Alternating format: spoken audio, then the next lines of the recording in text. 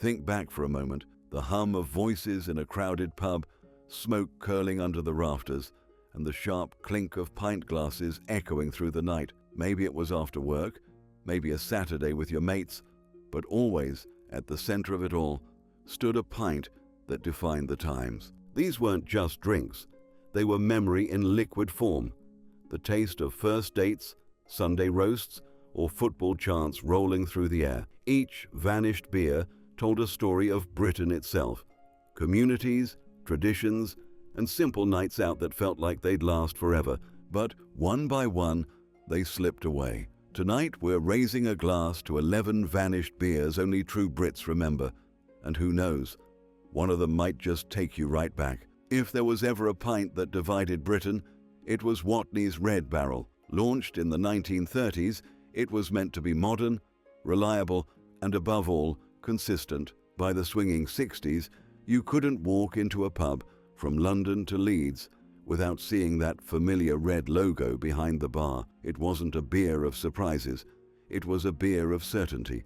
Cold, fizzy, and always the same. But here's the thing, to many, that uniform taste carried the soundtrack of their youth. Imagine a Saturday night in Soho, the jukebox rattling with the Kinks or the Beatles, pint glasses frothing with Red Barrel in hand. It wasn't complex, it wasn't fancy, but it was part of the ritual. You didn't just drink it, you lived it, through smoky pubs, sticky carpets, and laughter that carried into the streets.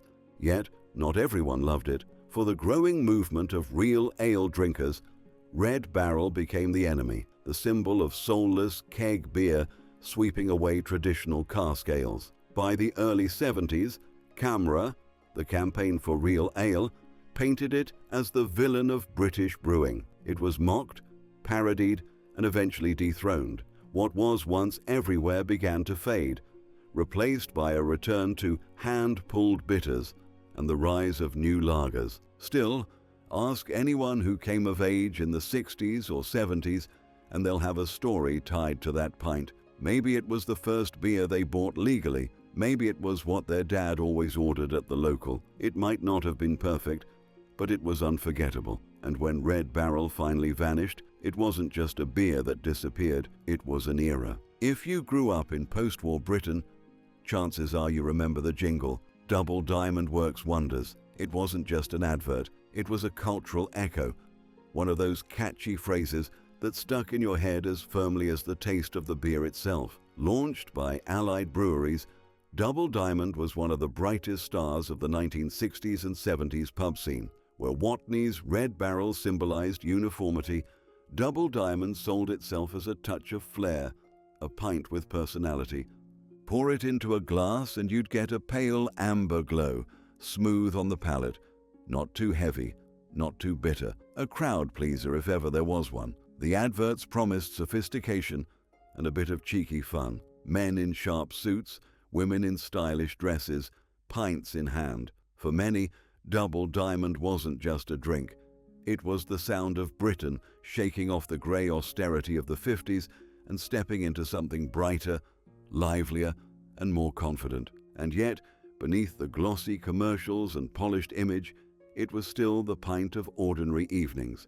Picture yourself in a working men's club, darts clattering against the board, the jukebox spinning T-Rex or Slade, and pints of Double Diamond being set down in steady rhythm across the tables. It was the background hum of Britain in transition, a taste tied to optimism. But fashions change, and so do palates. As the 80s rolled in, foreign lagers and stronger bitters began to dominate. Double Diamond, once advertised everywhere, slowly slipped from the spotlight. The jingle faded, the glasses emptied, and eventually it became a memory rather than a choice at the bar. Still, for those who knew it, Double Diamond wasn't just beer, it was Britain at a turning point.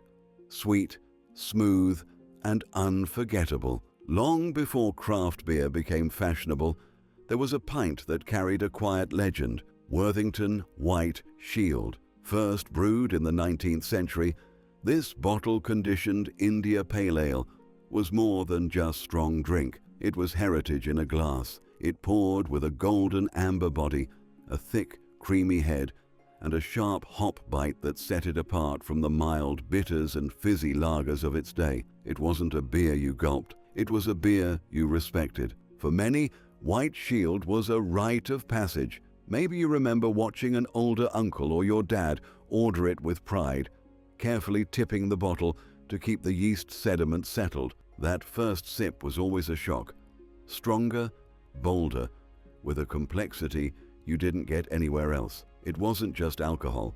It was an education, a beer that told you, this is what grown men drink. Close your eyes and you can almost picture it. A quiet pub snug, the smell of pipe smoke lingering, dominoes clacking on a table nearby, and on the counter, that iconic label staring back at you. For many, White Shield wasn't just a drink, it was the taste of tradition, of a Britain still clinging to its Victorian brewing roots, even as the world modernized around it. But as the decades wore on, the appetite for such strong, bottle-conditioned ales began to wane. Lighter bitters and easy-drinking lagers stole the spotlight. White Shield retreated, surviving only in scattered corners until finally disappearing from the mainstream altogether, a casualty of changing tastes, but never truly forgotten. For those who remember it, Worthington White Shield wasn't simply a pint. It was a reminder that beer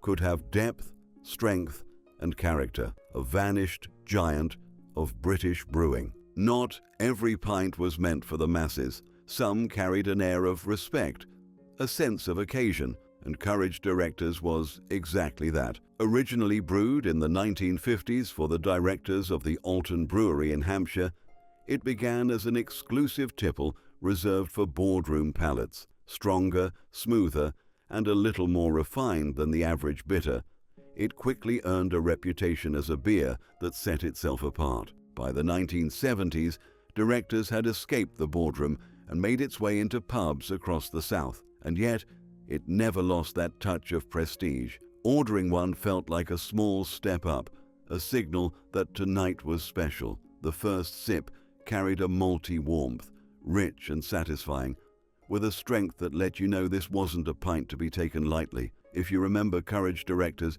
you probably remember treating yourself.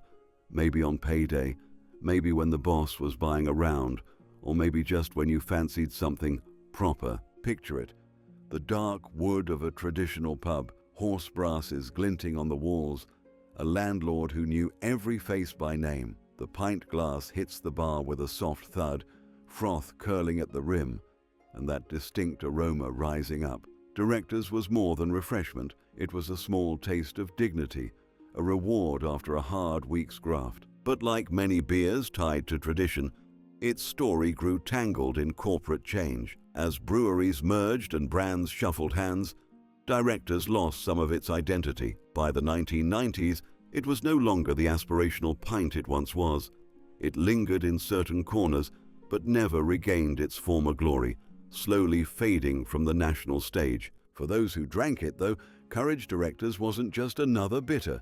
It was a beer that made you stand a little taller, a pint that carried weight and meaning, a vanished reminder that sometimes, even in the pub, you could taste a little class. For many in the 60s, 70s, and even into the 80s, McEwan's export was the pint that coloured countless nights out. Though born in Scotland, its reach stretched far beyond Edinburgh and Glasgow, finding loyal drinkers across the north of England and the Midlands.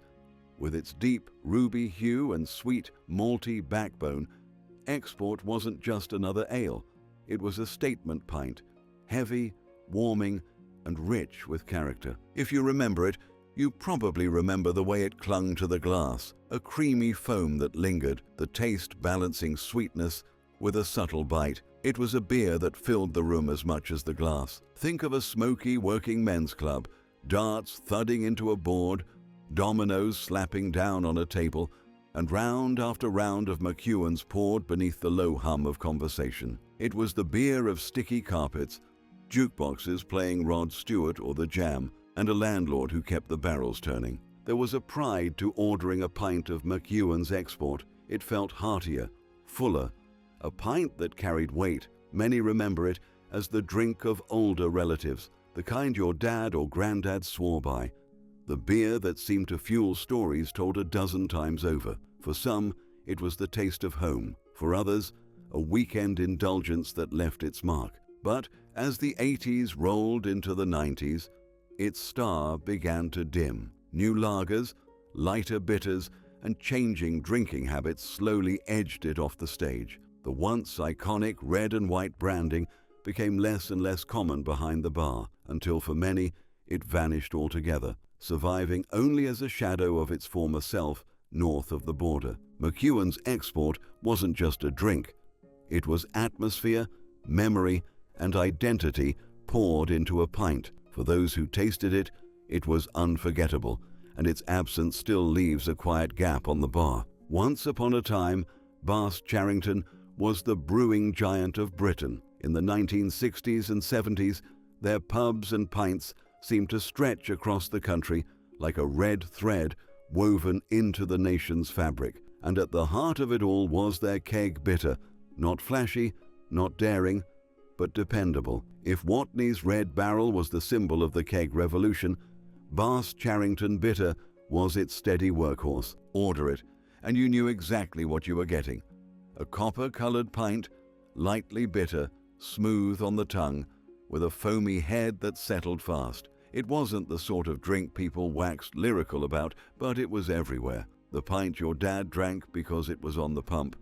The pint you got when you didn't want to think too hard about what to order. In many ways, it was the wallpaper of the British pub, always there, quietly filling the space. Picture it.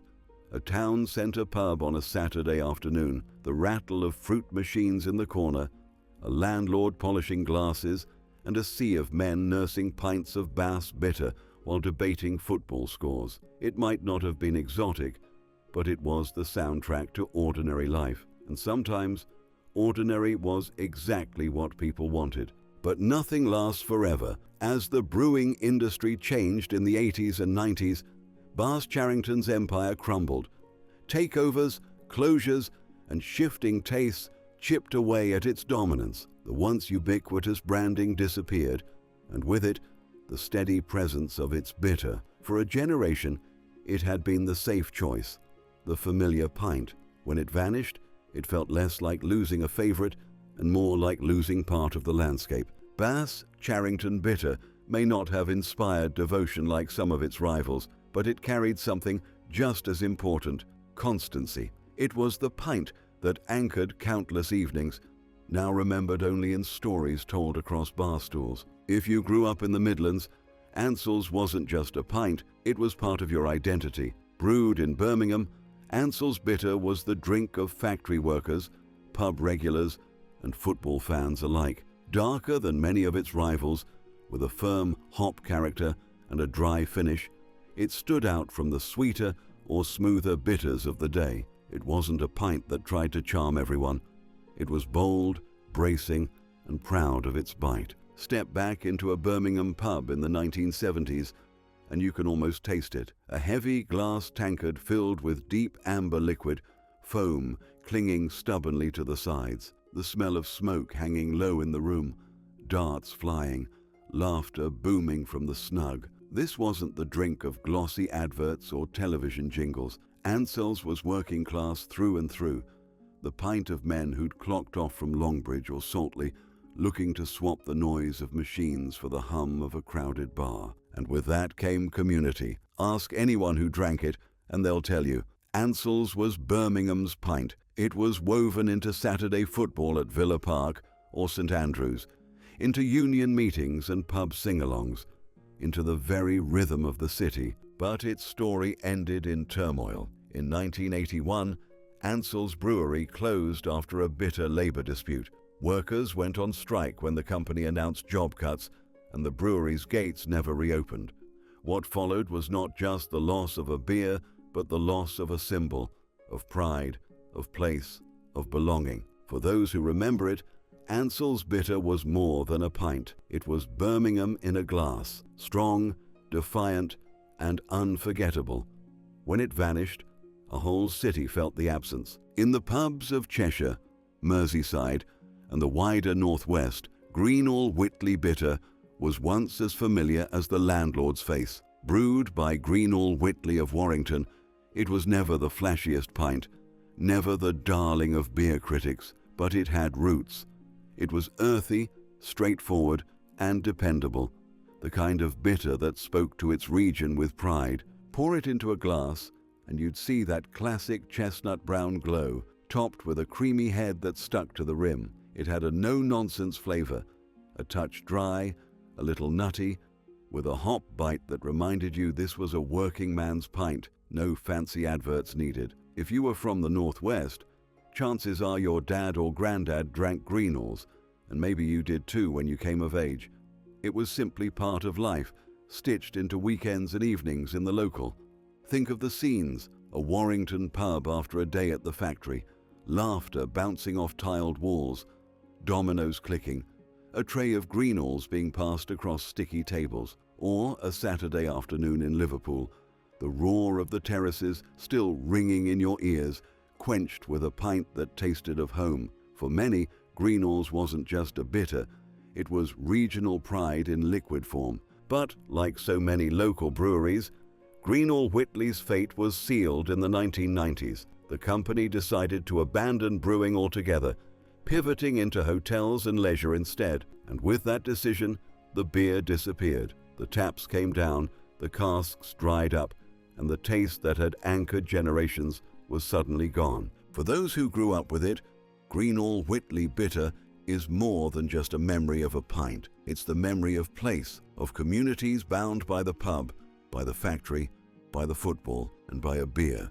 that spoke their language. If McEwan's was the pint of the working men's club, then Younger's Tartan Special was the beer that carried a touch of swagger. Born in Edinburgh and launched nationwide in the 1960s, Tartan Special quickly became one of Scotland's most successful exports, not just a regional brew, but a beer that travelled the length and breadth of Britain. It had ambition in its very name, and for a while it lived up to it. Amber in colour, with a malty sweetness and a smooth, easy drinking character, it was a pint that stood apart from the harsher bitters of the era. Tartan Special was seen as aspirational, the pint you ordered when you wanted something a little classier, a little different. Maybe you remember the adverts. Bold, modern, with that distinctive tartan branding that made the pint glass feel just a bit more stylish in your hand. Picture a Saturday night in the 1970s, the disco balls spinning in a crowded dance hall, ABBA or the Bay City Rollers blaring, and pints of Tartan Special clutched by men in flared trousers and women in bright dresses. Or perhaps a quieter scene, a city centre pub in Newcastle or Manchester, where the regulars had swapped their usual bitter for something that promised a little more sparkle. For a generation, it was the beer of having made it. You weren't just drinking, you were stepping up, even if only for the night. But time moved on. By the 1980s and 90s, the glamour had faded. Imported lagers with more punch and slicker advertising swept the bars, and Tartan Special slowly retreated back to Scotland before vanishing almost entirely. For those who remember it, Younger's Tartan Special wasn't just a pint, it was a badge of confidence, of a Britain ready to enjoy itself after years of austerity, a vanished toast to ambition, poured in amber. Before Stella, before Carlsberg, before Heineken lined every bar, there was Harp. Launched in the early 1960s by Guinness, Harp Lager was Britain's first real taste of continental cool. It was light, crisp, golden, a sharp break from the bitters and brown ales that had dominated pints for generations. To drink a Harp was to feel like you were stepping into something new, something modern, something a little more sophisticated. It's easy to imagine the moment, a busy pub on a Friday night, the air heavy with smoke and chatter, and the bar gleaming with unfamiliar chrome taps. Someone orders a Harp, and instead of the familiar dark swirl of stout or the heavy pour of bitter, out comes a bright golden stream, fizzing with promise. The first sip was cold, refreshing, almost shocking in its brightness compared to the warmth of traditional ales. For many, it was their first ever lager, their introduction to a whole new way of drinking. And Harp, made itself known. Adverts in the 60s and 70s sold it as clean, modern, and continental, a pint for the man on the move, the drink of choice for those eager to leave behind the old world and step into the new. It wasn't just beer, it was aspiration in a glass. But tastes are fickle. By the 1980s, stronger European imports began to take over. Stella Artois, Carlsberg, and Heineken offered more punch and, crucially, more cachet. Harp, once the pioneer, started to look dated. Slowly, its taps disappeared, its ads went quiet, and its memory faded into the background. For those who recall it, though, Harp Lager was a revelation. It was the beer that opened the door to a whole new era, the first sip of a future Britain didn't yet know it wanted, a vanished icon of change, golden and crisp, that truly defined a generation's first taste of lager life. These pints weren't just drinks, they were the soundtrack to Britain's everyday life. Factory shifts ending with a round, Saturday nights buzzing with laughter, Sunday roasts washed down with a familiar bitter. Each glass held more than beer. It held memory. They may have vanished from the pumps, but the moments remain. The people, the places, the warmth of belonging. And maybe as you listened, one of those names pulled you back to a time you thought was gone. If one of these beers stirred a memory, share it in the comments. Your stories keep the past alive. And if you'd like more trips back into Britain's history, subscribe and join us. Together, we'll keep these memories pouring.